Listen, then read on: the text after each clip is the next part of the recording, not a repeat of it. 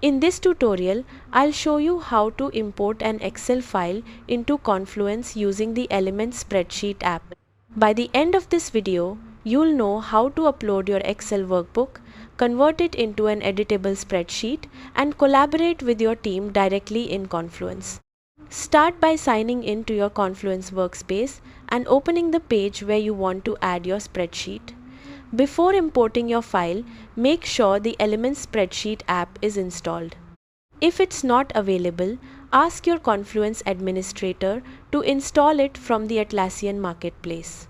Once the app is available, open the page in edit mode and insert the Elements Spreadsheet macro, or open the Elements Spreadsheet section from your Confluence workspace, depending on how your organization has configured the app.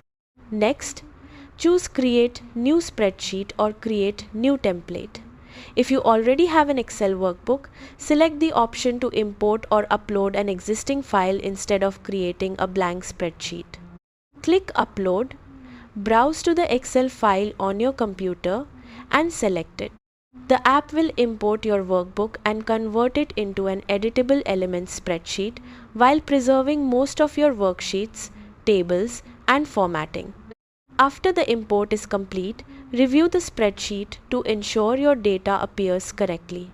Make any necessary formatting adjustments, then save the spreadsheet. If you're working on a Confluence page, insert the imported spreadsheet so your team can view and edit it directly without downloading the original Excel file. Finally, publish or update your Confluence page. Your spreadsheet is now embedded and ready for real-time collaboration, making it much easier to manage data without constantly sending updated Excel files. That's how to import an Excel file into Confluence with Elements Spreadsheet. Thanks for watching, and I'll see you in the next tutorial.